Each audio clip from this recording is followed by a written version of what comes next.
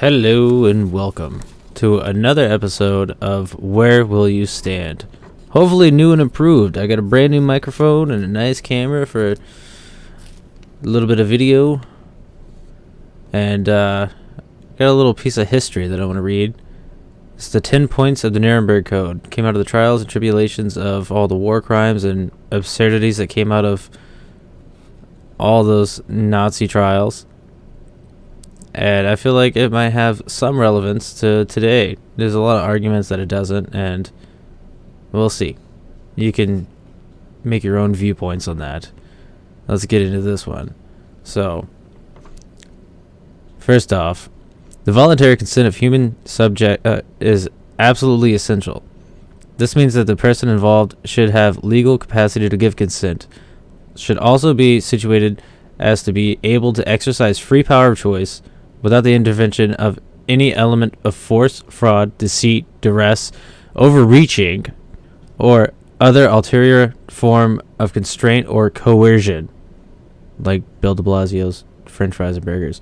Anyway, and should have sufficient knowledge of comprehension of the elements and subject matter involved as to enable him to make an understanding and enlightened decision. This latter element requires that before the acceptance of an affirmative decision by the experimental subject, keyword experimental, there should be made known to him the nature, duration, and purpose of the experiment, the method and means by which it is to be conducted, all inconveniences and hazards reasonably to be expected, and the effects upon his health or person which may possibly come from his participation in the experiment. The duty and responsibility for ascertaining the quality of the consent rests upon each individual who initiates, directs, or engages in the experiment. It is a personal duty and responsibility which may not be delegated to another with impunity. The experiment should be as such to yield fruitful results for the good of society, unprocurable by any other methods or means of study, and not random and unnecessary in nature. The experiment should be designed and based on the results of animal experimentation and a knowledge of natural history of the disease or other problem, under study that anticipated results will justify the performance of the experiment. The experiment should be conducted as to avoid all unnecessary physical and mental suffering and injury. No experiment should be conducted where there is a priori reason to believe that death or disabling injury will occur, except perhaps in those experiments where the experimental physicians also serve as subjects. So that means if the physician is experimenting on themselves, people can do whatever they want to their own person. The degree of risk to be taken should never exceed that determined by humanitarian importance of the problem to be solved by the experiment. Like, we're in one big giant experiment, still ongoing 2 years later. Proper preparations should be made and adequate facilities provided to protect the experimental subject against even remote possibilities of injury, disability, or death. The experiment should be conducted only by scientifically qualified persons. The highest degree of skill and care should be taken and required through all stages of the experiments of those who conduct or engage in the experiment. During the course of the experiment, the human subject should be at liberty to bring the experiment to an end if he has reached the physical or mental state where the continuation of the experiment seems to him to be impossible. During the course of the experiment, the scientist in charge must be prepared to terminate the experiment at any stage, if he has probable cause to believe in the exercise of good faith, superior skill, and careful judgment required of him that a continuation of experiment is likely to result in injury, disability, or death to the experimental subject. Now, one of the really big things is the vaccine that we have now I don't want to talk too much about it, but it is basically, we're basically in just one giant clinical trial. We're all guinea pigs, and it is not technically approved.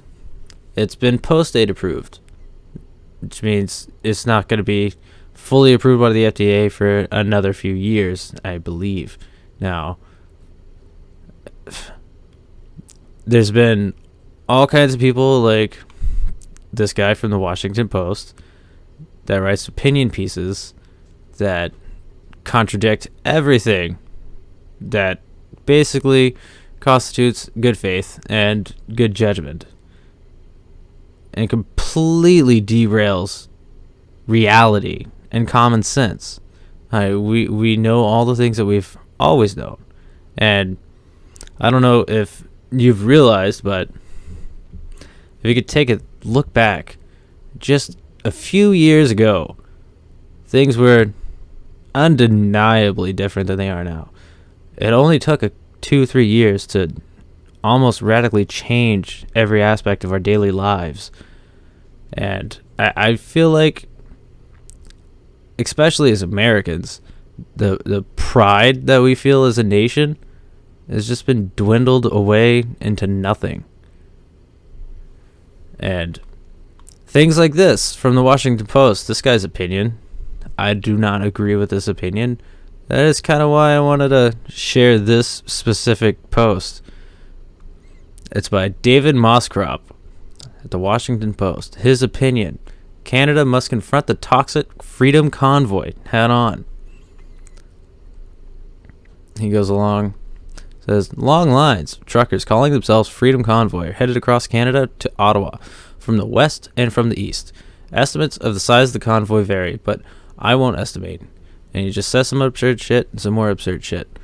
So, further down, those taking part in their way, ostensibly, to the protest pandemic measures, including vaccine mandates for truckers, but that's just the tip of the spear. The leaders of the group is promising to remain peaceful, but the convoy is made up of many individuals that and far-right groups that have embraced the convoy as a Canadian version of January 6th rioting. In the United States, the movement shares an affinity with Trumpist, toxic authoritarianist policies. Indeed, the convoy has received attention from Donald Trump Jr. Police and security services are preparing for the worst as experts express concern about the online vitriol, and journalists covering the convoy are harassed. Time and time again, we learn the lesson, or at least come across it, that teaches us that rage-soaked anti-government types can't be reasoned with. This time around, the convoy has produced an incoherent memorandum of understanding, premised upon the misunderstanding of government and absurd demands. Of course, the memo should be ignored. It's the product of a temper tantrum.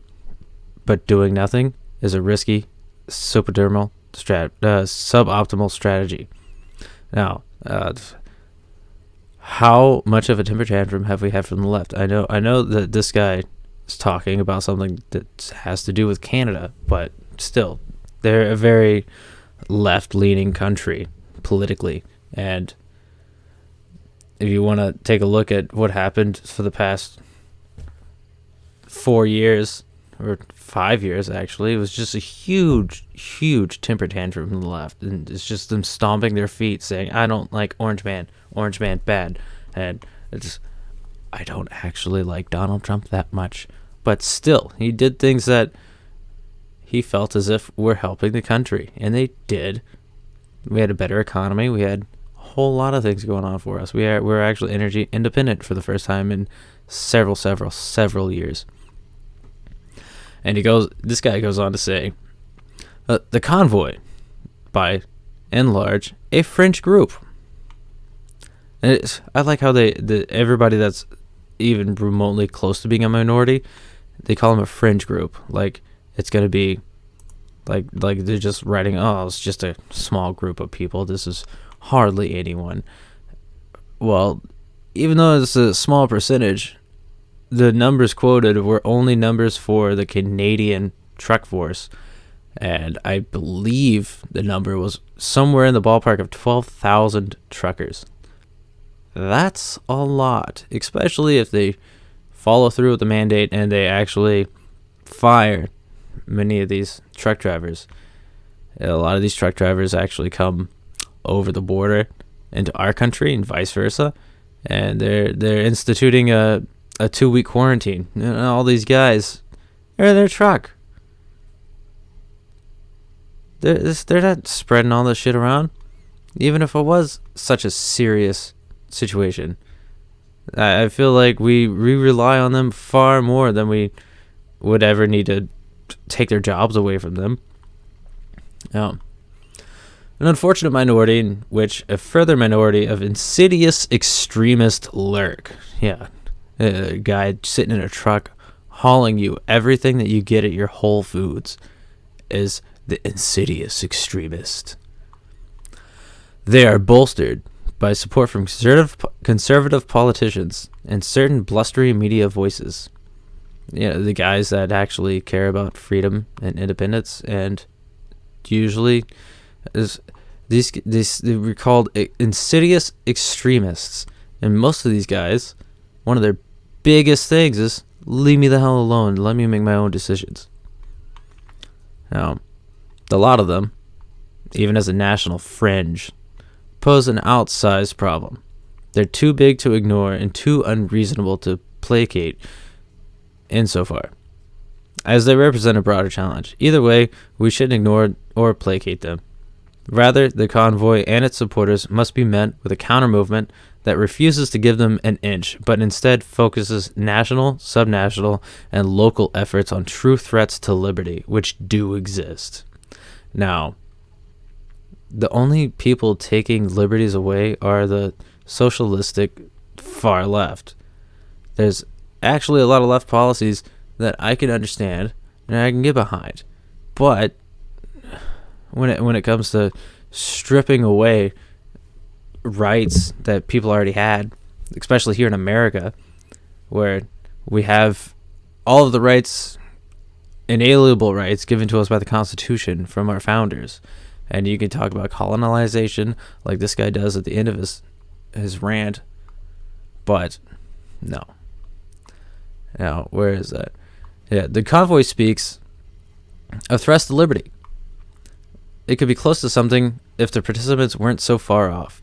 Threats to liberty are rampant in Canada, but not because of vaccine mandates. Rather, it is income and wealth inequality, worker exploitation, gendered, religious, racialized, and other forms of hate violence, ongoing settler colonization, and other forms of structural marginalization and oppression that compromises liberty, same as it ever has.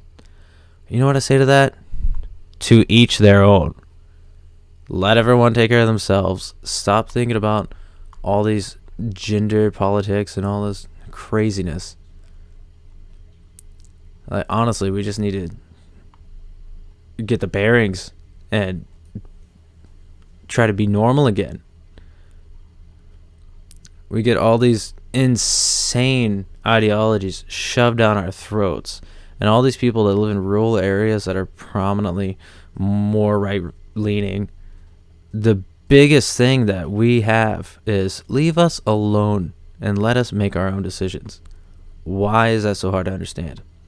They feel as if these Democrats sitting in their cities, they feel like when they have an idea that might help them in their lives, that they should force it on everybody else, and they think everybody lives like they do, and that's just completely and totally not true. And they're the ones that have been out of touch for a long time, and it's only getting worse and worse and worse. And I was talking about the Nuremberg trials a little while ago. It has a lot to do with experiments and other things. And look at Bill Gates over here. This is another post from The Nation. This one's a little long. I'm not actually going to read the whole thing. But while the poor get sick, Bill Gates just gets richer. I read this a little while ago. I thought it was very interesting.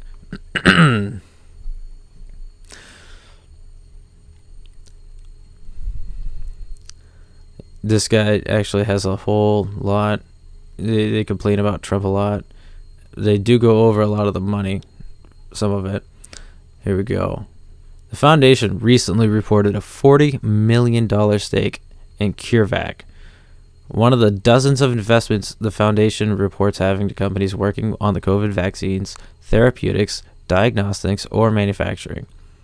According to the National Analyst of Foundation's most recent tax return website and various SEC filings, the foundation has also announced that it will leverage a portion of its $2.5 billion strategic investment fund to advance its work on COVID.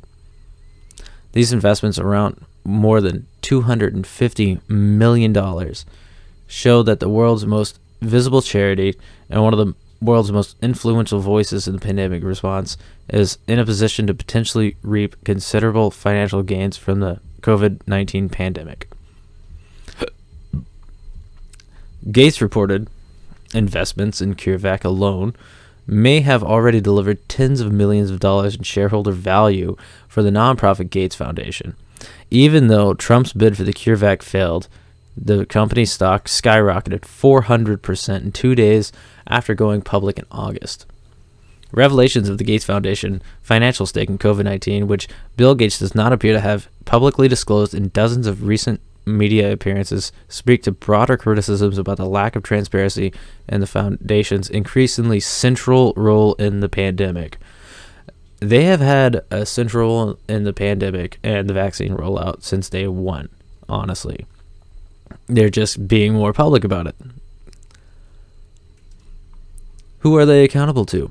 Do they even have a governance structure that's clear?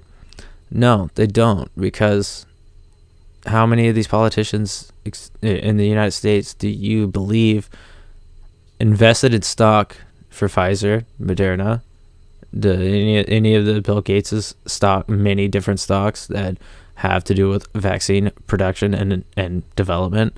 And now everybody's calling for more money to be invested into all of these vaccines and vaccine rollouts and study. And not that far after,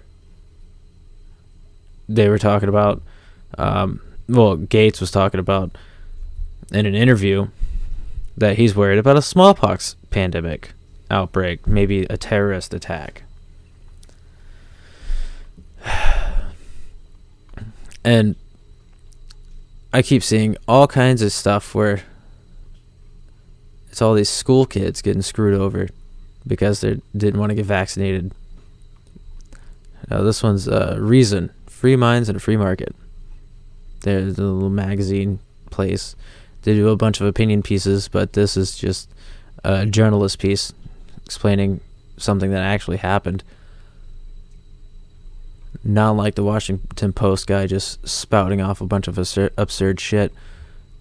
Now this LA school called the cops on unvaccinated teens who showed up for class. The students gave negative COVID tests, weren't good enough for school administrators. I was reading this. They had multiple different checkpoints that they had to go through in the school, which I thought was kind of insane. Now, when they showed up at school around 7:30 a.m., they sailed to the first checkpoint run by two newly hired security guards who were satisfied with the girls' proof of negative tests conducted in the last 24 hours, which is already kind of overboard, but, whatever.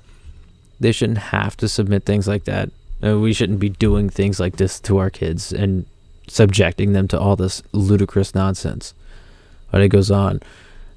It was at the second checkpoint run by the school administrators demanding proof of vaccination that created trouble for the teens. Several hours later, and I say several hours later, after tense negotiations between the administrators, teens, and their parents, the school called Los Angeles Police Department to the scene and cordoned the teens off, denying them chairs and bathroom breaks, according to the girls. Now, this is surely fucked up. There's no reason to put a bunch of kids through this.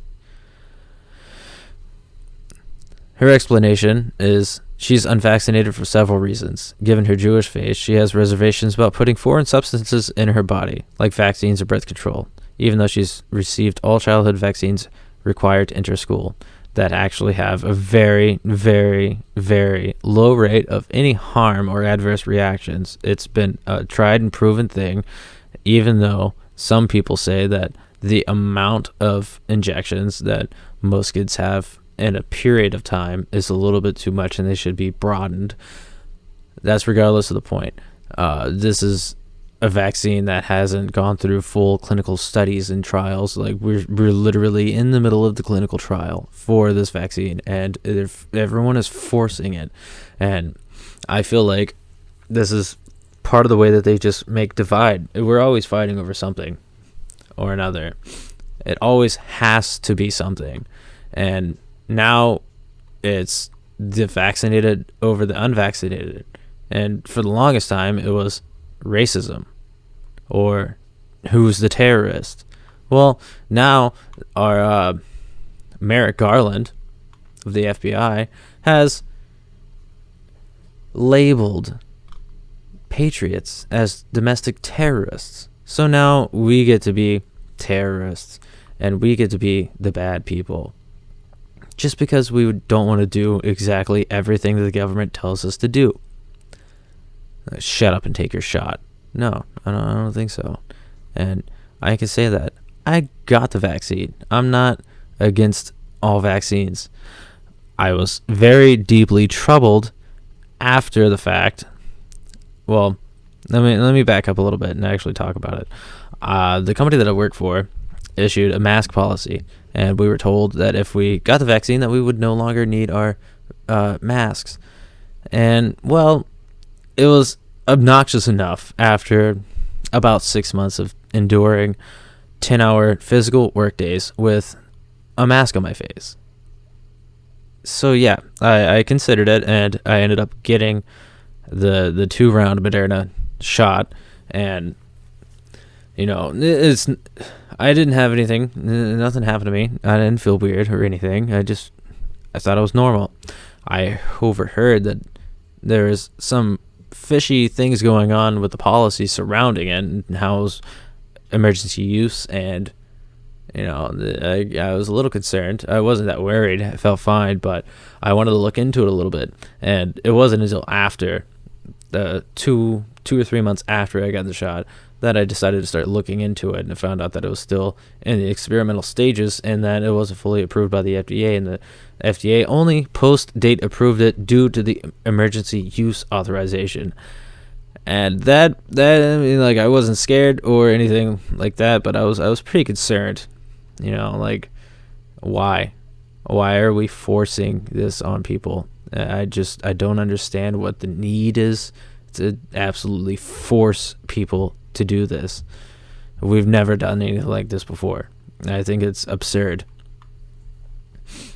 And I think this might be something huge coincidence that the Pittsburgh Post-Gazette is reporting on.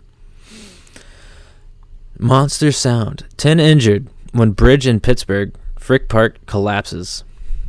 We have here in Maine, where I'm at, we have so many infrastructure problems because we have per capita we have more road span than we have for the number of people that pay taxes in the state, and our road network is very, very extensive. We actually don't have the even though we pay a lot of a lot of taxes towards the roads, it's mostly to maintain the touristy areas and basically the highways and interstates. They don't really care about many of the other more rural areas, but there's a town close to me, Brunswick, into Topsom, a little ways away from Portland, but it's in the general area on the coast. We salt our roads to high hell and back all winter long, and when we have these steel I-beamed bridges built in the 50s and 60s that are not maintained, every year someone should be inspecting it, and when they fail inspection, someone needs to maintain what we have. If you want to keep something good, you have to take care of it. If you let it go, you're not going to have it anymore. Well, our bridge in Brunswick got so bad that the past recent inspection for the past year, they realized that they need to put a weight limit and alter traffic and not allow big rigs and heavy box trucks to go over the bridge because they were really scared it was going to collapse. All the salt over time and not repainting and stripping and repainting the bridge and let the salt and sodium chloride that we use just eat away at the bridge and turn into Swiss cheese underneath. And people are still driving over every day. And my sister-in-law's scared to death, and she drives across it every day, and she's nervous about it. And she saw this and sent it to me. Now she's all paranoid. But this story was uploaded at 5 p.m. on Friday, January 28th, which is still today, hours before President Biden was to visit Pittsburgh on Friday to tout his infrastructure plan. A bridge with a troubled inspection history collapsed, injuring 10 people and stranding 7 vehicles, including Port Authority bus. On the weekend, the wrecked structure that spans the ravine over Frick Park, 3 people were rushed to the hospital with non-life-threatening injuries, and a 4th person, one of 2 passengers on the bus, was taken to a hospital about 2 hours later. Local officials said, "We were fortunate," Pittsburgh Mayor Ed Gainey said, "that no one was killed." The collapse of the 52-year-old steel rigid-frame bridge took place over the city, prepared for a visit from Mr. Biden, who took a detour to visit the disaster scene before moving on to a scheduled visit in Hazelwood to push his $1 trillion plan to overhaul the nation's infrastructure, including bridges. And I'm going to pause right there. I'm going to be looking into this bill when I actually find out a little bit more about it. And some of the other things, like I don't have all the information. I haven't put it all together yet, but I have a lot of pork, basically, because most of these things that they are trying to pass, it has to be public knowledge eventually. And for the longest time, I think it was like the first couple months that they were super hardcore pushing it with Nancy Pelosi, really, really trying to get a vote on it before Manchin and Sinema decided that they wanted to know more about it before they voted on something that they didn't even know what was in it. Good on them. They found out that hardly any of it had anything to do with infrastructure or anything, and they called bullshit and said, no, I'm not doing this, not at all. So I feel like if you want to look into it, find out about it, read about it, share about it, let me know, comment, and we'll try to figure it out. And I'll compile some more stuff. I want to do like a whole thing about the basic lies of the government. And it's kind of crazy how they kind of sit in a room and they most of these representatives have people that like teams of people that take these 3,000 page documents. They write this in such a way that it's impossible for one person to read within the determined amount of time to be able to vote on it. So they have teams of people that split and delegate portions of these bills, and they cram all the information that they can in a very short amount of time, and they basically write simplified memos to give to the representatives or the Senate or whoever is voting on the bill so that they know what they're voting for. And they have to basically trust their employees. And they're not all the same person. They're obviously going to have differences in political opinion or anything. So while they're scanning through and abbreviating and oversimplifying things to kind of dumb it down so someone can make a rash, quick, but also informed decision on something, some things can get lost in translation and things could be overlooked. So I feel like that's one thing that we should probably push for in our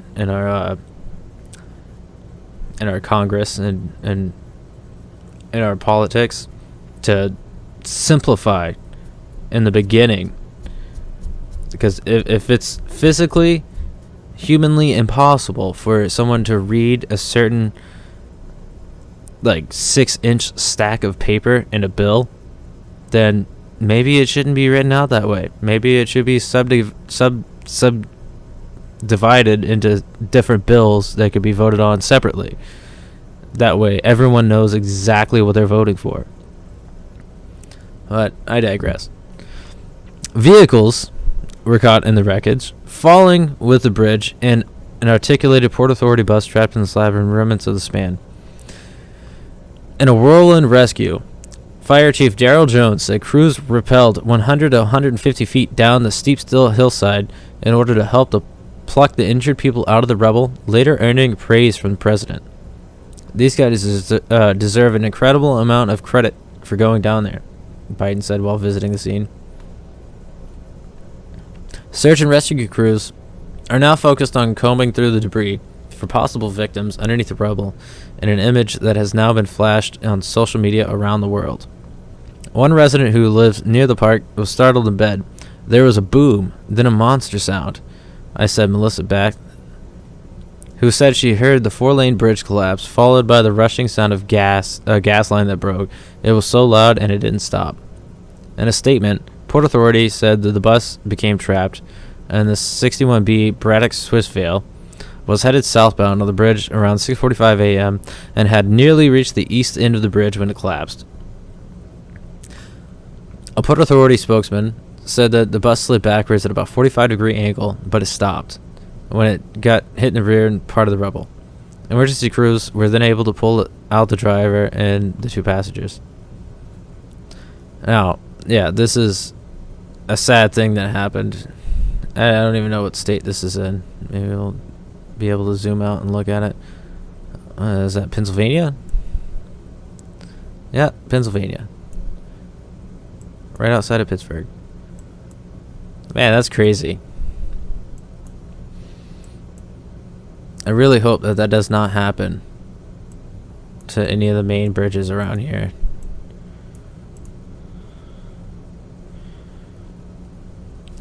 And they also have some of the inspection history on the end of the article. The inspection history. The collapse came in the wake of a troubling inspection dating to 2011 that show the aging span has been rated in poor condition according to the National Bridge Inventory. 2011. They've known about it for that long. And what did they do about it? Let's see if they did anything about it. Records for the inventory show that the bridge was consistently found to be in poor shape during the inspections from 2011 to 2017, with estimated repairs at $1.5 million. I know that sounds like a lot of money, but if I'm thinking about figures, did we pull in $6 million in just gas taxes the other year in Maine? I'm not sure. Don't quote me on that. Mr. Gainey said that the bridge was last inspected in September 2021. A statewide report from last year noted that the bridge was still in poor condition. Well, if you're not maintaining it, it's obviously going to still be in poor condition. The bridge, owned by the city of Pittsburgh, was a 497-foot bridge with a 3-span steel rigid frame and carried some 14,000 vehicles a day. It was built in the early 1970s, a Newcastle-based construction company. It was replaced the previous bridge that had been in service since 1901. Wow, that's crazy. But just like here in Maine, they salt their roads too. They're part of the Northeast, and they're far above the salt ban. The roads get pretty nasty, and if you're not maintaining your bridges, all the road salt and everything's just, where does it go? We got gravity. It goes down. It's not going to fly up and out and everywhere else and be in the atmosphere and be one thing committing to global warming so that they complain about something else. No, it's going to go down onto the steel girders that support it, and it's just going to rot everything. It goes on to say, one local resident, a software engineer, said he sent an alert to the city 3 years ago when he was walking his dog at the bridge and noticed a rusted and detached support. He said he reported a rusted and detached support. Wow. He snapped a few photos and posted one to his Twitter account, adding to the city's 311 non-emergency handle writing, "I hope someone is keeping an eye out for the underside of the Forbes Avenue Bridge over Frick Park. One of the big X-beams is rusted entirely through, and yes, I see the cable, so it's probably not crisis." Oh!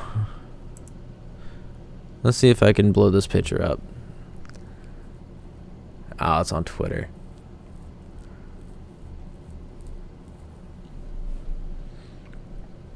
All right.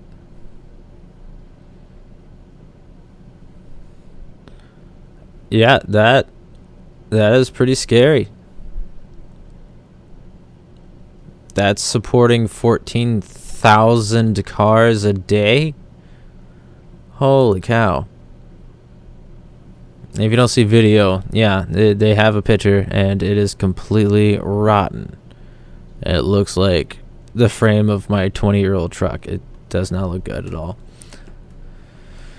The city actually responded 3 days later that it had received the message and created a ticket to track his concern about that was later closed, but what's not clear is whether or not any significant repairs were made. Obviously not, if the fucking thing collapsed. Holy crap. The detached beam was later removed, and after that, kind of figured it was taken care of and gradually forgot about it. His tweet, which had just a couple of views and likes before Friday, had over 3,000 within several hours of the collapse. His tweeted photo was now being linked to news stories across the country. The state records showed that Allegheny County was the highest number of bridges in the state in poor condition, 176 in all, as well as the highest number of bridges overall. In the county, 8% of the 1,100 state bridges are listed in poor condition. Another 20% of the 400 local bridges show poor rating. The National Transportation Safety Board announced late Friday morning that it is sending a GO team to the scene. The team, headed by NTSB chairwoman Jennifer Hominy, was expected to arrive Friday afternoon along with the president and his entourage, just to make an appearance and just look at things and say sorry. I hope you guys are fine. Okay, bye. And this is going over the president's visit. I don't know if you came over there and shoot a shot out of pressure, and then okay, bye.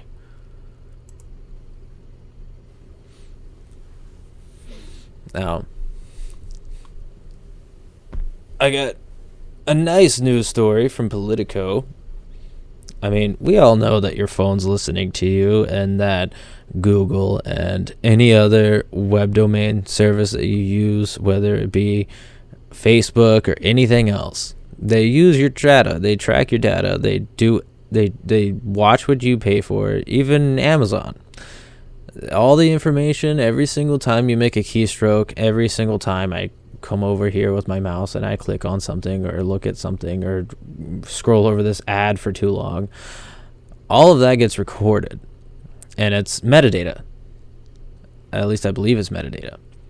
Well, all of that gets shoved into little packets of information and gets sold. It gets sold to different ad companies. Facebook invests a lot of money in things like this, and let's just say that they're targeted ads. If you're ever sitting around talking to your significant other or friends and your phone's out and you're talking about, oh man, I really wish that I had that certain camera. Maybe I'll be able to get that camera next time I get paid or something because I really want the increased quality and blah, blah, blah, blah, blah. Well, your friends go home and you decide to start scrolling around on your phone, and then all of a sudden you're on Facebook and you're scrolling around, you see an ad for this camera on sale that you were just talking about. And you think, oh, it's serendipitous. That's such a coincidence. Well, no, it's listening to you. And no, it's not a conspiracy. It really is. All those permissions for all the apps and everything that you use, they use your microphone, they track data, and they constantly listen to things. They say that they don't use it for nefarious purposes or anything like that, but you already know. They're tracking data, and they use that to build a profile on you, and they sell your data to all these ad companies, and they produce targeted ads specific to you because they know your psychology by the things that you talk about, the things that you click on, and the things that you already have on your phone, and the things you look up. So they know almost exactly what you want already.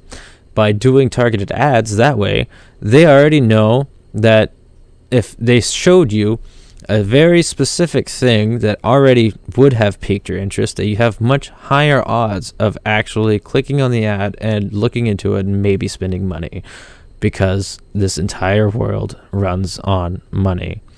The saddest thing is, even when it's on something like this, Suicide Hotline shares data for profit spinoff, raising ethical questions. If you didn't know already, you're the product. Now, the Crisis Text Line's AI-driven chat service has gathered troves of data from its conversations with people suffering from life's toughest situations. Crisis Text Line is one of the world's most prominent mental health support lines, a tech-driven nonprofit that uses big data and artificial intelligence to help people cope with traumas such as self-harm, emotional abuse, and thoughts of suicide. I'm going to stop it right there. A lot of these people that are suffering from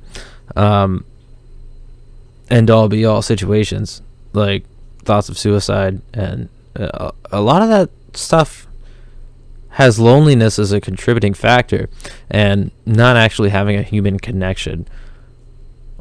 How is an AI, artificial intelligence text line, such a popular source of help? I understand that if someone is possibly suicidal, that, you know, they might not want to confide in people that they know and fear some kind of backlash or something, but you know, hey, maybe this is a good chance. If you're listening to this right now and you know somebody that's down in the dumps, be a human being, actually show them some kindness. Maybe we will hear about less stuff like this.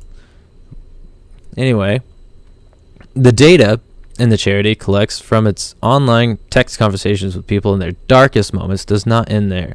The organization's for-profit spinoff uses sliced and repackaged versions of that information to create market customer service software. Crisis Text Line says that any data it shares with that company has been wholly anonymized, stripped of any detail that could be used to identify people who contacted the helpline in distress. Both entities say that their goal is to improve the world, in Lori's case, by making customer support more human, empathetic, and scalable. No, you're not going to do that with artificial intelligence. Thank you. In turn, Loris has pledged to share some of its revenue with the Crisis Text Line. The nonprofit also holds an ownership stake in the company, and the two entities share the same CEO for at least a year and a half. The two call their relationship a model for how commercial enterprises can help charitable endeavors thrive. No, you mean like philanthropy? Philanthropy? Or philanthropist? No, you're a corporate entity using AI and probably taking advantage of people at their weakest moments. But they don't know it. The Crisis Text Line, an organization for financial backing for some of the Silicon Valley's biggest players. I want to say that again. For Crisis Text Line, an organization with financial backing from some of the Silicon Valley's biggest players, has control of what it is called the largest mental health data set in the world. Highlights new dimensions of the tech privacy debates rolling in Washington. Giant companies like Facebook and Google have built great fortunes based on the masses of deeply personal data, but information of equal or greater sensitivity is in the hands of nonprofit groups that fall outside of federal regulations and commercial businesses with little outside control over where that data ends up. Now, ethics and privacy experts contacted by Politico saw several potential problems with the arrangement. You don't say. Some noted that studies of other types of anonymized data sets have shown that it can sometimes be easy to trace records back to specific individuals, citing past examples involving health records, genetic data, and even passengers in New York City taxis. And they do that for a reason, because I'm pretty sure this is tied into targeted marketing, and it's also part of an overall census of a demographic in an area. And if they're collecting information on the mental health per capita in a specific region, that could be one thing that they're doing, and it could still be tied into all the other things I was talking about before. Others questioned whether the people who text their pleas for help actually consenting to having their data shared, despite approximately 50 paragraph disclosure in the helpline offer link. Who is gonna read that? Really, like if you're dealing with what you're dealing with, to be able to text this thing, you're not gonna be worried about disclosures and fine print bullshit. The nonprofit may have legal consent, but do they have actual meaningful, emotionally fully understood consent? Asked Jennifer King. The privacy in data follows the Stanford University Institute for Human-Centered Artificial Intelligence. These are people at their worst moments. Using that data to help other people is one thing, but commercializing it seems like a real ethical line for a nonprofit cause. That's pretty much exactly how I feel on that sort of thing. Disclosure terms also note that Meta's Facebook Messenger and WhatsApp services can access the content of conversations taking place through those platforms. Meta confirmed that it has access to the data, but it does not use any of it, except for the cases involving risk of imminent harm. Former federal regulator said that it would be problematic for third-party companies to have access to the anonymized data. Though she cautioned that she was unfamiliar with these companies involved. It would be contrary to what the expectations and the distressed consumers are reaching out for the nonprofit. A former director of Federal Trade Commission's Bureau of Consumer Protection, she later added that the fact that the data is transferred to a non-for-profit company makes much more troubling. See, they transfer the data to a for-profit company, a huge corporation probably, makes this much more troubling and gives the FTC an angle for asserting a jurisdiction. The nonprofit's vice president and general counsel, Sean Rodriguez, said in an email to Politico that the crisis text line obtains information consent from each of its texters, and that the organization's data sharing practices are clearly stated in the terms of service and privacy, which all texters consent in order to be paired a volunteered crisis counselor. I thought it said it was an AI, but maybe it's just an assessment of getting initialized. So it goes on. It was launched in 2013. And this is how much data it could actually collect. Over the course of the time since 2013, the crisis text line says that it has exchanged 219 million messages and more than 6.7 million conversations over text, Facebook, Messenger, and WhatsApp. Channels say that it allows it to meet more often useful clients based where they are. It has spread beyond the U.S. to open operations in Canada, UK, and Ireland. The New York-based nonprofit, actually, says it knows how deeply personal and urgent these silent conversations are for those reaching out. And LGBTQ or living in rural areas, 68% of the texters share something with us that they have never shared with anyone else, the helpline wrote in one government filing. Like I was saying before, it's just being decent human beings will go a long way and help a lot of people. If we were more personable towards our neighbors or just people that we ran into at the grocery store, instead of being arrogant pricks all the time, you just be a little nicer to your neighbor. And by neighbor, I mean anyone that you really come in contact with that's in your community. That's all you need to do. There's always somebody having a bad time. We know that if you text the word nums and sleeve, there is a 99% match for cutting. The nonprofit co-founder and former CEO Nancy Lublin said 2015 at TED Talk that we know if you text the words MG and rubber band, there's a 99% match for substance abuse. And we know that if you text in sex oral Mormon, that you're questioning if you're gay. Wow, that's weird. But okay. Oh, these people are creepy. I love data, added Lubin, who was also described as the helpline as a tech startup. She had previously founded the group for Dress for Success, which provides business clothing and job training to women in need. This month, Lublin referred to questions about the relationship between the helpline and Loris Hertz, the current CEO. So yeah, they just go on and keep talking about it. This is a speak out section. Volunteers speak out. Former crisis text line worker Tim Rearson has a different term for Loris's use of the crisis lines, and he calls it disrespectful. When you're in a conversation with someone and you don't know how it's going to end, it's a very delicate and tender and fragile space. Said Rearson, who started a public campaign to try to change the nonprofits and data practices. He said the people who contact the text line, many of them teens or younger, include someone staring at blades on their table in front of them, or somebody hiding from a parent who's on a rampage, someone who's struggling with an eating disorder, someone who's already ready to end their life. In his experience as a volunteer, he said he believes that those individuals definitely have an expectation that the conversation is between just the two people that are talking. That is a very, very good point.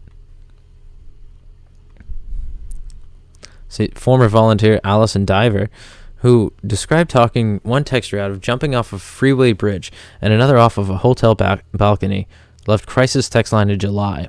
She said that she has since signed on to change.org petition that Rearson started that urges nonprofit to change its practice of monetizing crisis conversations as data as soon as possible.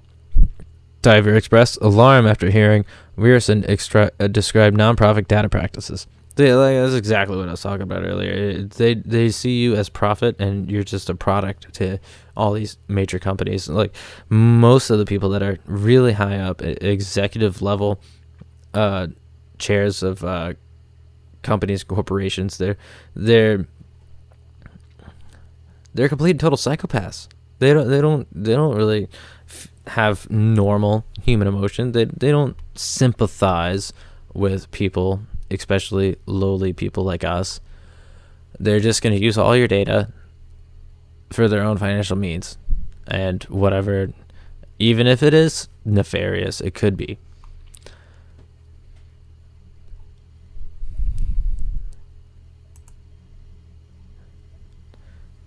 And then we can get on to some politics, but before that, I want to talk about some Maine news that's actually fucking hilarious. Look at this. Arrest after Maine pair tries to bail out inmate with fake money. Both people have previously been charged with 4 counts of aggravated drug trafficking and violating conditions of release based on earlier drug charges. You gotta be fucked up on something to try to bail someone out of jail with fake money. I mean, Jesus Christ. This is in Maine, in the United States. This was published yesterday by New Center, Maine. Police in Maine say that they found more drugs and guns in an apartment rented by 2 people who they have also accused of trying to bail out an inmate using counterfeit money. The Sun Journal reports investigators found the drugs and the guns in a Bangor apartment. No, this is Bangor. Both people had previously charged with 4 counts of aggravated trafficking and violating conditions of release based on earlier drug charges. The 2 people were jailed Wednesday on $100,000 bail. It was unclear if they had hired attorneys. No, probably not. Yeah, how many? That makes me think about that TikTok sound reel that I heard. And on today's episode of How Fucked Up is Fucked Up. It's fucked up, and that's fucked up. This is great. There's actually a really bad problem in Maine with drugs, and some part of it, I almost feel like it's they call it cabin fever. You're stuck inside all winter long, There's a lot of guys like fishermen. Some of the ones that aren't nearly as hardy, they take even more time off in the wintertime. But they make a lot of money during the summer, and they sit around their house all winter, and they have absolutely nothing to do besides chores and drugs.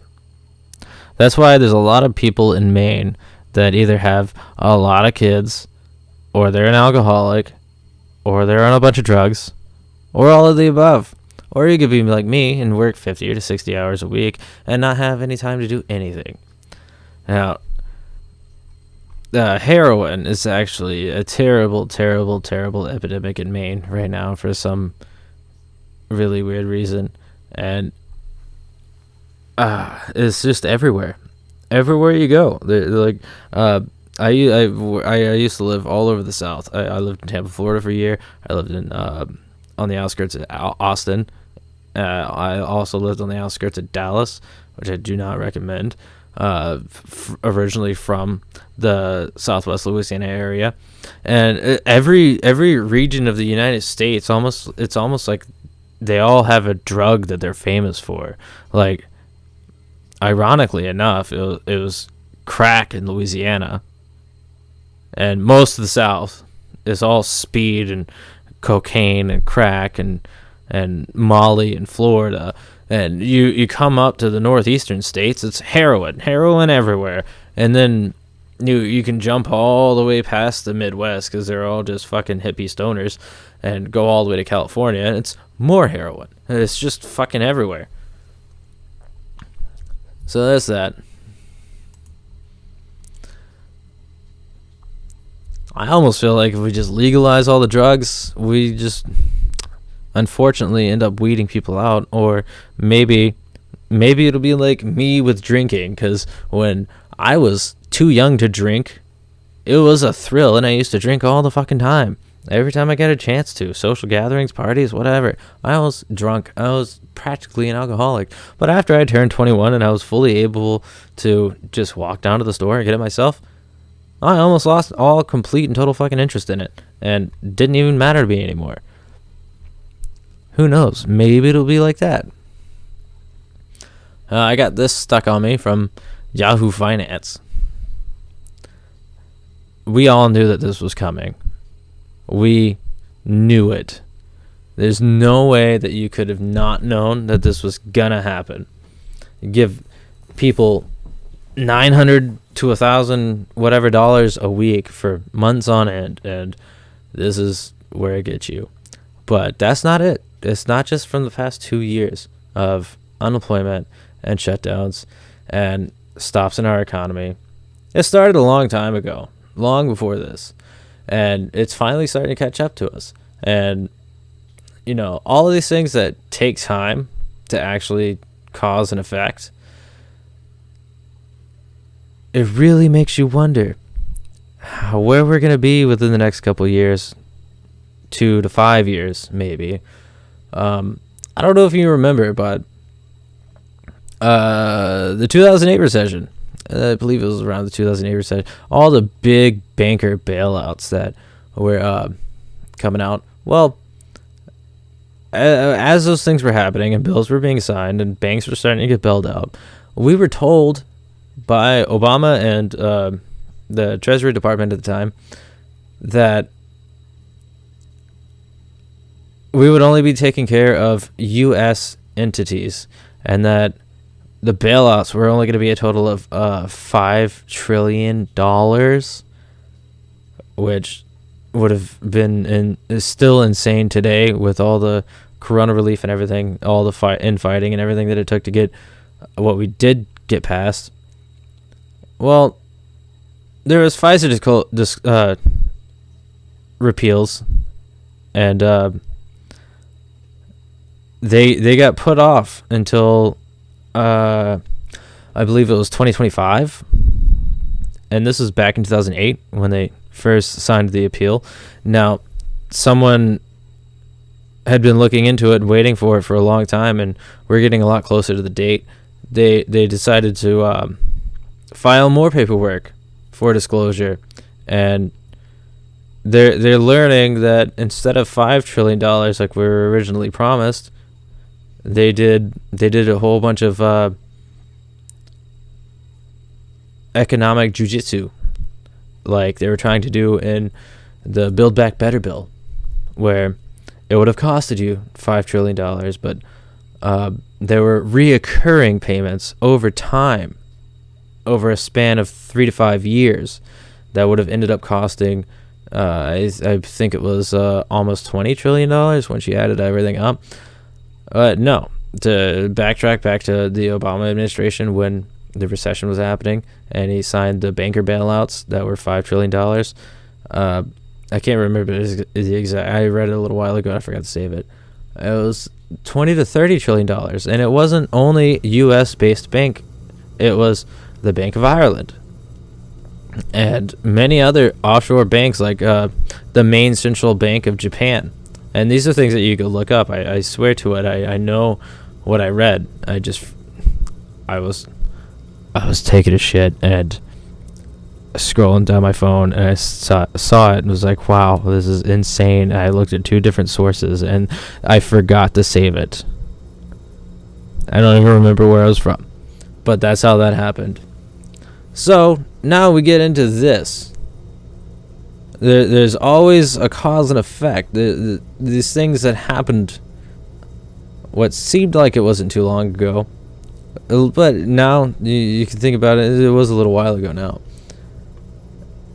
A lot of these major, gigantic transactions usually take a little while to go through, especially when you're dealing with centralized banks and our banking system and capitalism and all this and that, and the stocks like to go up and down. And usually if we spend a lot of money, more money goes into circulation, and it can carry it for a little while, but it will always come back to bite you in the ass when you have more money in circulation than you've ever had, because all we're doing is printing money all the time. And it's reasonable to print money all the time as you need it in small batches to keep a constant cash flow in the society. But when you're overprinting constantly, thinking that all the imaginary numbers that you're just typing into a computer screen isn't going to change anything or have any real life consequences, we end up seeing stuff like this start hitting us after so long. So this is Yahoo Finance from Bloomberg Financial. U.S. consumer spending drops with inflation hitting a 40-year high. I'll say that again. A 40-year high. Inflation hasn't been as high as it is now in 40 years. Now, U.S. consumer spending drops with inflation 40-year high. Bloomberg. U.S. inflation-adjusted consumer spending fell last month by the most since February, suggesting that Americans tempered their outlays amid the latest COVID-19 wave of fastest inflation in nearly 40 years. I'll say one thing too, is like when I went to go get groceries this past few weekends, I used to spend $100 a week. I got pretty good about it, not buying name brand stuff, just being a minimalist, and we go hunting sometimes, and every once in a while we'll actually get something that stays in the deep freezer, and we use that for meat for a little while. Well, my $100 grocery bill, I'm a creature of habit. I do the same thing all the time. And I'm very, very consistent about what I do. Every single time I go to the grocery store, I buy the exact same things every single time. The only difference is 1 or 2 different meals that we like to change up for the weekend or something like that. Because we have like an oddly, tightly structured food regimen for some reason. I don't know. It's just always worked that way because it's cheap. And I try to buy reasonably healthy food, and I don't know, I like what I like, and I'm like I said, I'm a creature of habit. I just buy the same stuff all the time, and I like it like that. We just get snacks every once in a while to add to it. Yeah, my $100 grocery bill ended up being $180 for the exact same shit. And yeah, all the markups and inflation and everything else is getting pretty crazy. It wasn't 4 or 5 months ago. I can go to Walmart. I hate shopping at Walmart, but I can go to Walmart and find on sale bacon for $3 a pound, or $3.99, and those same packages are almost $7 right now. It's ignorant. For $7 for 1 pound of bacon, the cheap bacon. It's getting kind of scary, and I've only gotten $1 raise, so yeah, I'm getting kind of fucked, like a lot of other people. What it goes on to say in this article, the personal consumer expenditures price scout gauge, what the Federal Reserve uses for its inflation target, rose 0.4% from a month earlier and 5.8% from December 2020, the most since 1982. Unadjusted for inflation, spending fell 0.6%, while incomes rose 0.3%. Exactly. And another sign of inflation pressures throughout the economy, a separate Labor Department report Friday showed us U.S. employment cost rose at a robust pace for a second straight quarter, highlighting the rapid compensation gains seen in the second half of the year as businesses competed for a limited supply of workers. The data come after the Fed seeking to tame inflation and preserve the recovery endorsed by interest rate liftoff in March and opened the door for more frequent and potentially larger hikes than anticipated following the two-day policy meeting on Wednesday.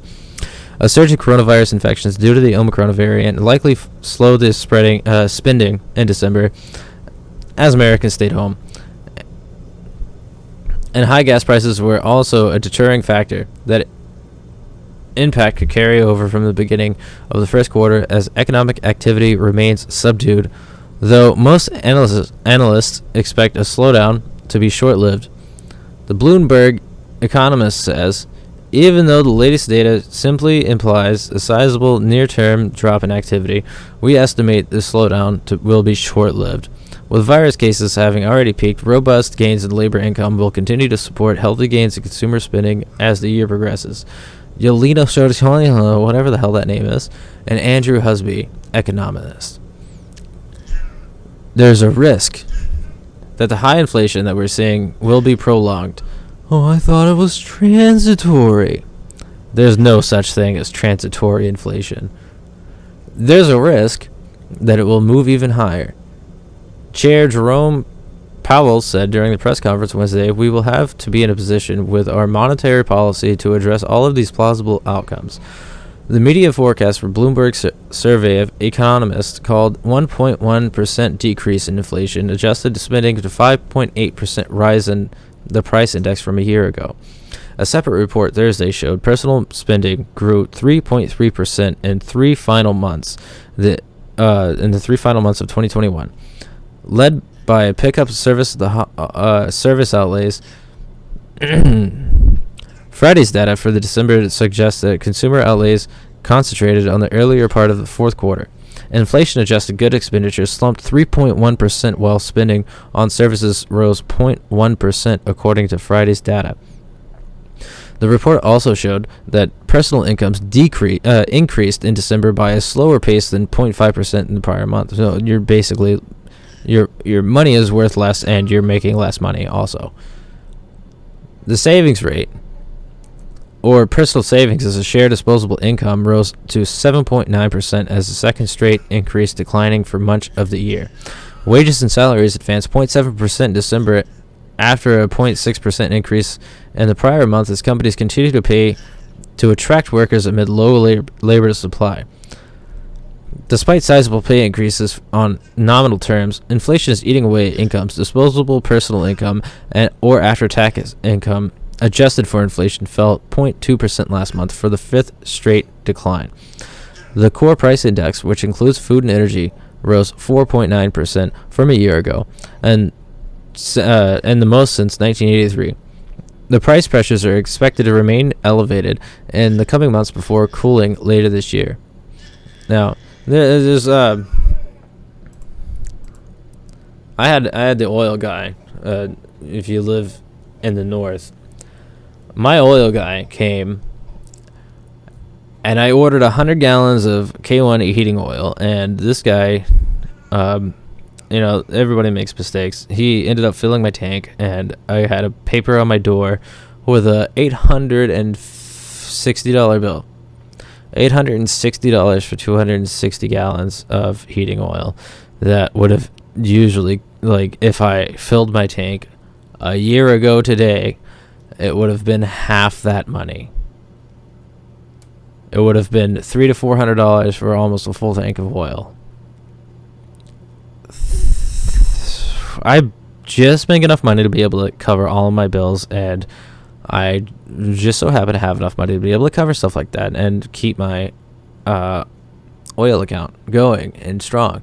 Anyway, there's a lot of people that don't actually have the monetary means and live paycheck to paycheck, and all the people that are on SSI, Social Security, and disability, those people, they haven't actually had substantial gains in any of their coverages, and they're still stuck in getting what they get, basically. I know how some of those systems work. If they're going to get an increase, it's going to be, you get like $600 a month to live off of. We're going to give you another $20, and that's about it. And they might be lucky enough to get food stamps to help them out. Now, hopefully, we can remedy some of these things. Like one of the things was the pipelines that keep getting shut down, and fracking. Yes, there's a bad byproduct to any industrial process that we do, but we have a lot of things going on, like where everybody's tiptoeing around the idea of war with Russia, and if you wanted to hurt Russia financially and not actually have a full war with Russia and have more or less a covert sanction on them, you don't actually have to sanction any of the trade. All you have to do is let America become energy independent again, and then Russia wouldn't be one of the leading exporters of oil anymore, and they wouldn't be able to fund a war.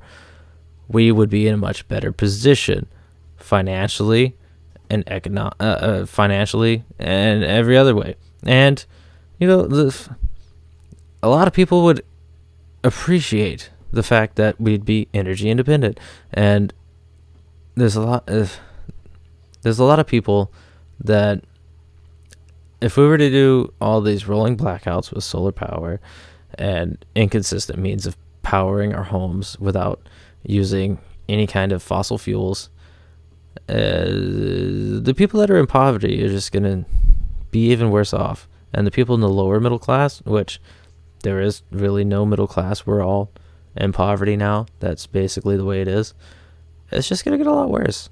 And I wish I could end on a happy note. I really wanted to. But all the articles that I saw that stuck out to me in recent news that I wanted to talk about was not very happy and uplifting. Maybe I'll find some more that will be happier next time.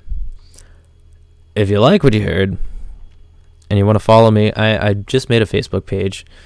It's called Where Will You Stand? It's got the same logos and everything as my Anchor and Spotify logo.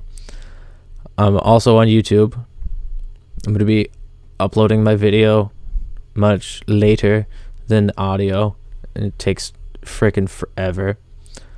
So, yeah, if you find me on Facebook, go ahead and like my page and follow my content.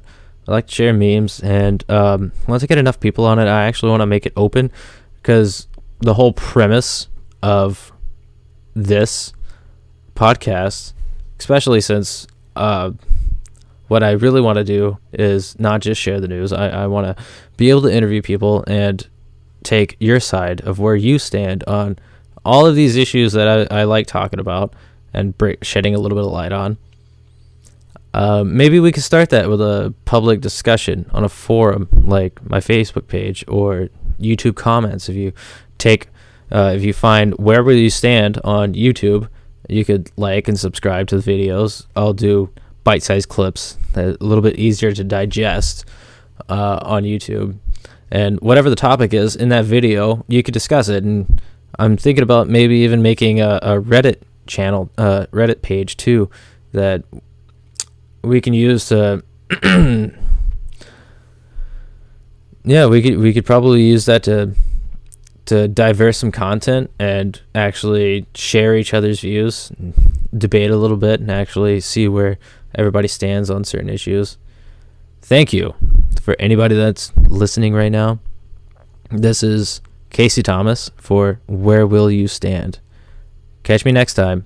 I'm going to start uploading regularly Monday through Friday.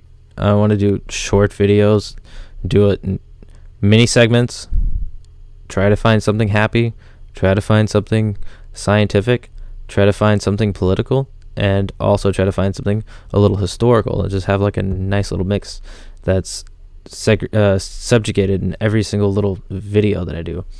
That way it's more bite-sized and there's more diversity in the information.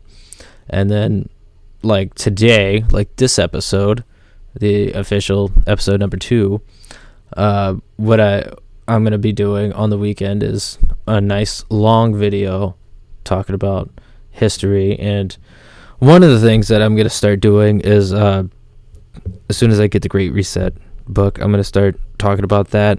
And my family's going to start reading The Art of War. So we're going to start going over that.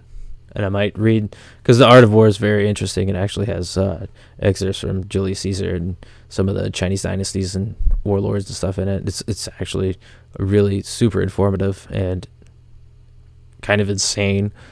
But there's a lot of cool bits of information in it that aren't too exuberant that we'd be able to actually talk about. Catch me next time. Thank you very much. If you watched, have a good one.